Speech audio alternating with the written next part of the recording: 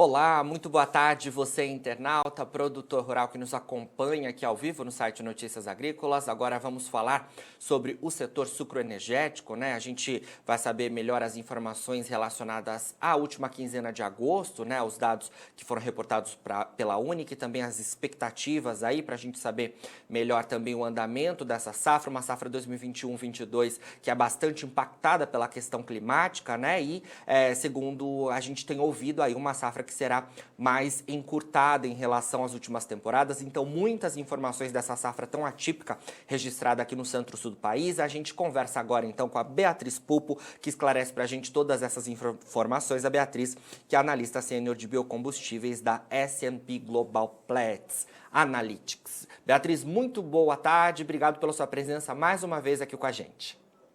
Muito obrigada, Jonathan. Eu que agradeço o convite de estar aqui com vocês novamente. É um prazer. Prazer é nosso, Beatriz. Bom, falei um pouquinho aqui, né, em relação aos dados da última quinzena de agosto, que foram reportados aí recentemente pela Única, e queria saber, esses números que a Única trouxe, né, de alguma forma a gente teve dados mais positivos em relação à moagem comparada à última temporada, a gente também teve dados mais positivos em relação à produção de açúcar e uma disparada aí na produção de etanol anidro na segunda quinzena de agosto, né? Esses números, eles vieram em linha com as expectativas do mercado? Sim, Jonathan, com certeza esses números da Única agora para a última quinzena de agosto, né, que foram liberados alguns dias atrás, eles vieram bem em linha com as expectativas do mercado, né, e mostraram realmente, como você disse, uma moagem bem forte, né. Então, a quantidade de cana-de-açúcar processada pelas unidades produtoras no Centro-Sul, ela alcançou 43,13 milhões de toneladas, né, nessa segunda quinzena, o que é um avanço de 2% em relação ao ano passado, e bem em linha com as expectativas do mercado e da pesquisa que a Platts soltou alguns dias antes, né, de 43,5 milhões de toneladas, que era o esperado pelos analistas. E o foco da produção, como você disse, do etanol continua no anidro, que teve um crescimento aí super forte, né, de 42% em relação ao mesmo período do ano passado, inclusive com os dados da Única também mostrando as vendas de anidro continuam bem fortes, cresceram aí mais de 11% nessa última quinzena.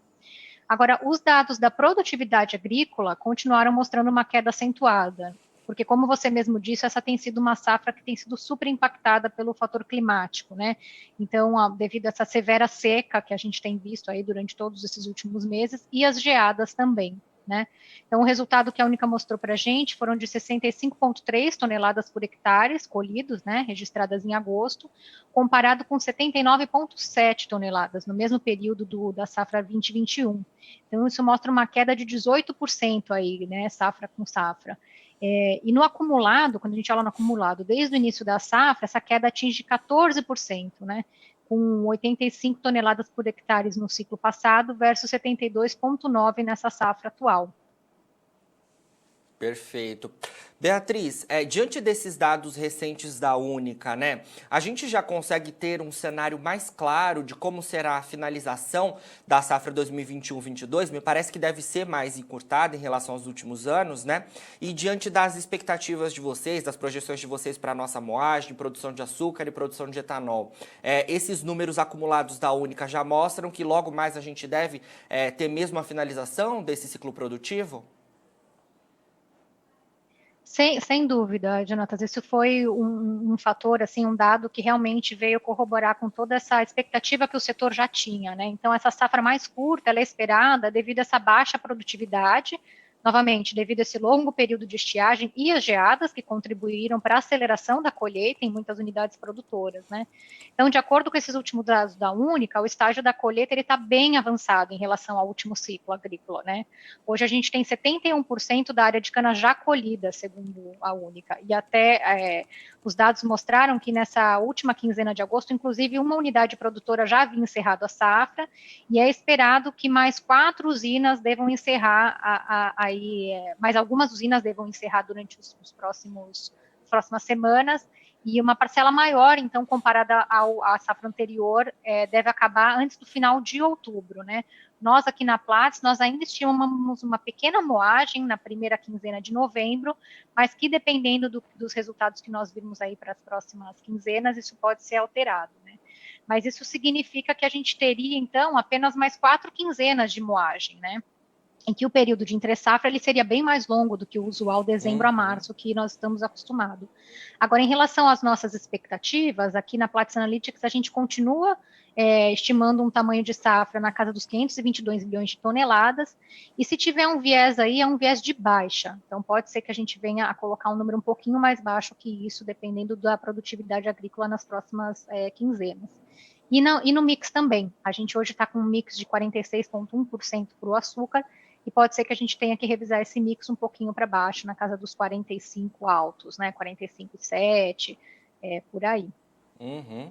Beatriz, diante desses números, confirmando então, né, o que o mercado já vinha falando, né, de uma safra menor e uma entre-safra maior, a gente pode ter alguma atenção para entre-safra, como por exemplo preços ainda firmes, né, para o etanol, para o açúcar? Como é que vocês aí da S&P Global Platts encaram esse cenário de entre-safra maior? Então, com essa colheita bem avançada, né, Jonathan, e chuvas fracas aí previstas para o centro-sul do Brasil nessa última semana, junto com o fechamento de algumas usinas, a expectativa é de uma desaceleração, né, do ritmo de moagem de cana de agora em diante, e para as próximas quinzenas aí de setembro, a moagem deve ficar na casa dos 33 milhões de toneladas em média, né. E aí a gente também deve começar a ver uma porcentagem maior do mix indo para o etanol, principalmente a partir de outubro, na casa dos 45%, mais ou menos. Agora, em relação a preço, os preços de etanol, eles continuam subindo de forma consistente, né?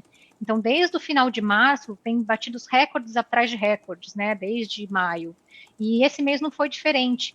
Então, apesar da gente ter alcançado o pico da safra canavieira recentemente, onde normalmente a oferta costuma superar o consumo, né, e portanto manter os preços sob controle, isso não foi visto esse ano, a gente não teve essa dinâmica, né.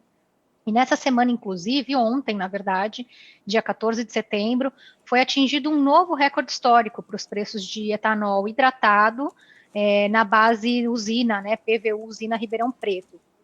Isso seria a avaliação diária de preço da Platts, né, e esse indicador atingiu R$ 3,94 por litro na data de ontem. Agora, para os próximos meses, a situação continua crítica, né? Porque, especialmente, se for confirmada essa morte súbita, né, para a safra desse ano, e, de novo, voltando para esse período de entre-safra mais extenso, os preços do etanol hidratado em particular, eles devem continuar a subir até que se chegue a um ponto de equilíbrio, né, onde a gente consiga efetivamente cortar a demanda. A demanda do hidratado, ela vem caindo de forma contínua aí nos últimos meses, apesar de ter havido um repique sazonal visto agora em julho, né, segundo os dados da ANP. Mas, inclusive, se a gente olhar para os dados do Ministério de Agricultura, os últimos dados para o estoque de hidratado, ao final de agosto a gente tinha um estoque de hidratado de 4,9 bilhões de litros. E isso está 6% abaixo dos níveis pré-pandêmicos, né? Então, lá de 2019, então, final de agosto de 2019. E, portanto, existe sim essa preocupação com os estoques de passagem em março de 2022, e por isso a expectativa de que os preços continuem a subir para cortar essa demanda efetivamente. Então, olhando aqui para o que a gente tem aqui dentro da Platts Analytics de previsão de preços, a gente vê um possível teto de preços batendo aí na casa dos R$ 4,30 por litro na usina no primeiro trimestre de 2022. Agora, o que poderia trazer algum alívio, né, digamos assim, para preços, e, portanto, até um ponto que eu queria trazer aqui para a nossa conversa, seria o impacto de uma possível alteração na atual tarifa de importação, que é cobrada em 20%, né? Então, as importações que vêm para o Brasil de anidro, de etanol anidro, elas têm uma tarifa de 20%, né? Então, hoje, quando a gente faz os cálculos da Platts para a arbitragem de importação do produto americano durante a entre-safra, a gente vê o anidro chegando em swap, né, no Nordeste, na casa dos R$ 4,00 por litro.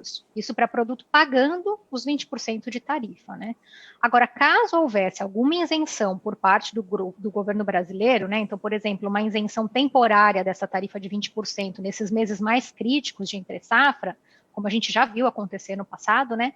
Então, aí os nossos cálculos mostram que esse mesmo produto, desse mesmo anidro importado, ele poderia chegar em swap com um valor muito mais baixo.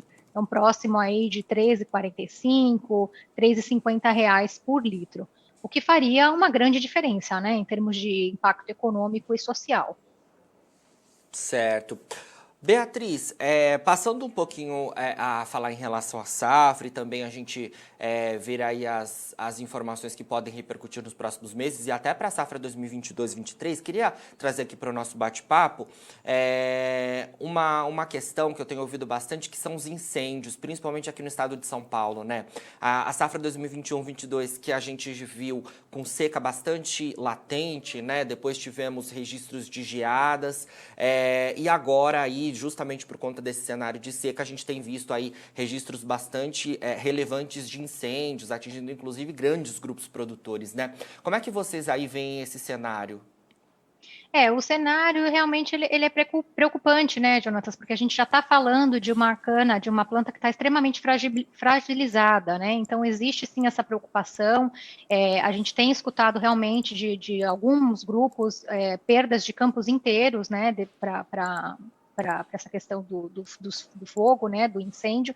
Então já existe uma preocupação com o tamanho da safra para o ano que vem, né? E aí não só isso, a gente tem ano que vem também mais um ano de recuperação de consumo de combustível, né?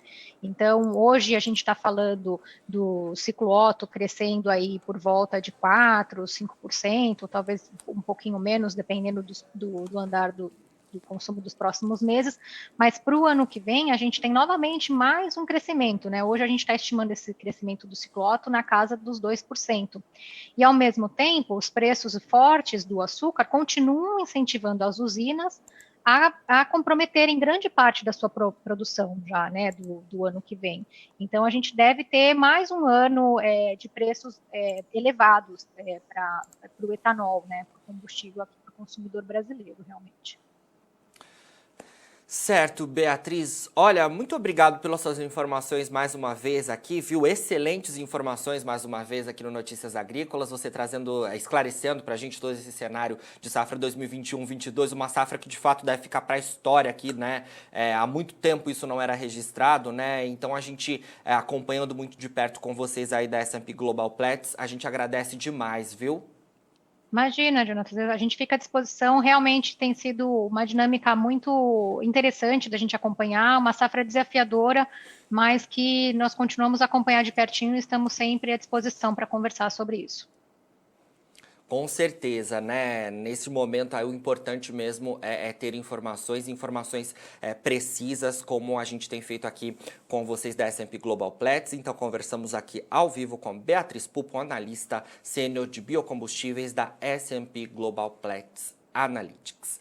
Bom, você que nos acompanha aqui no Notícias Agrícolas, durante a nossa entrevista, você pode ver as nossas redes sociais, é só você seguir os nossos perfis por lá, para você receber as nossas informações atualizadas sobre o agronegócio. E a gente segue daqui a pouquinho aqui com a nossa programação, daqui a pouquinho tem fechamento do mercado da soja nos nossos boletins, para você ser o produtor rural mais bem informado do Brasil. Fica por aí. Se inscreva em nossas mídias sociais no Facebook Notícias Agrícolas, no Instagram @Notícias Agrícolas e no nosso Twitter @Notiagre. E para não perder nenhum vídeo, não se esqueça de nos acompanhar no YouTube e na Twitch, Notícias Agrícolas Oficial.